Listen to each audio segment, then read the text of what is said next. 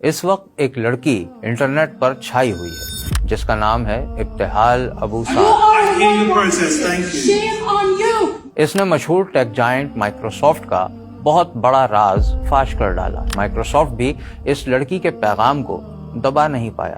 The fear of contributing to the genocide in Gaza is greater for me. اسے ایک لمحے نے technology کی دنیا کو ہلا ڈالا۔ مائکروسافٹ انجینئر ابتہال ابو سعد نے اپنی کمپنی کے سربراہوں کو مخاطب کیا جن میں بل گیٹس بھی شامل تھا۔ اس کا پیغام بہت واضح تھا۔ Stop using AI for genocide, Mustafa. Stop using AI for genocide in our region. You have blood on your hands.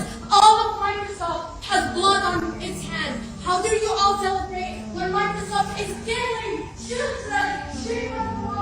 نسل کشی کے لیے اے آئی کا استعمال بند کرو۔ اب سمجھیں کہ ہوا کیا تھا اور مائکروسافٹ کا کردار کہاں تک جاتا ہے۔ آئیے اسے سمجھتے ہیں۔ مائکروسافٹ کی 50ویں سالگرہ کی تقریب کے دوران ابتہال ابو سعد نے اے آئی کے سی ای او مصطفیٰ سلیمان کو تقریر کے دوران ٹوک دیا اور اس کے ساتھ ساتھ کمپنی کو واضح طور پر فلسطین کی جنگ سے منافع کمانے میں شریک قرار دیا۔ سیکیورٹی نے اس لڑکی کو دھکیل کر اس ہال سے تو باہر نکال دیا، لیکن بات یہاں ختم نہیں ہوئی۔ ابتہال نے پوری کمپنی کو ای میل بھیجی اور مسلم نسل کشی میں مدد فراہم کرنے کی وجہ سے مائکروسافٹ پر پھٹ پڑی۔ اس نے بتایا کہ اسرائیلی افواج نے مائکروسافٹ اور اس کی بنائی ہوئی اے آئی ٹیکنالوجی کا استعمال انٹیلیجنس کے لیے کیا۔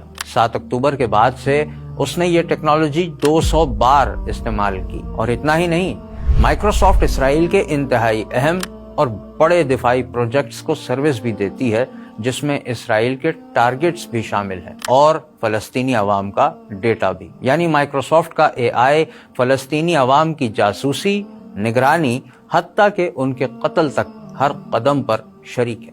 ان ٹارگٹس میں عام آبادی، صحافی، ڈاکٹرز اور طبی عملہ شامل ہے۔ ابتہال اور کئی دوسری رپورٹس کے مطابق مائکروسافٹ کا اسرائیلی ڈیفنس منسٹری کے ساتھ $133 ملین کا معاہدہ بھی ہوا ہے۔ ابتہال کا لکھا ہوا کوڈ جو اس نے آسانیاں پیدا کرنے کے لیے بنایا تھا، اب مبینہ طور پر فون کالز کو ٹریس کرنے کے لیے استعمال کیا جا رہا ہے، جس سے اسرائیلی فوج حملے کے لیے نشانے تلاش کرتی ہے۔ ذرا سوچ کر دیکھیں کہ مائکروسافٹ اب صرف سافٹ ویئر نہیں بنا رہی ہے بلکہ جنگ کو ایندھن فراہم کر رہی ہے اور اس سے منافع کما رہی ہے۔ اور جب ابتہال یا دوسرے مسلمان ملازمین آواز اٹھانے کی کوشش کرتے ہیں تو ان کی آواز کو دبایا جاتا ہے، انہیں ڈرایا جاتا ہے، بلکہ ملازمت سے نکال دیا جاتا ہے۔ ابتہال اس وقت سب سے بڑی آواز بن چکی ہے جس نے یہ بتایا کہ ٹیکنالوجی کی یہ بڑی کمپنی کس طرح نسل کشی میں مددگار بنی ہوئی ہے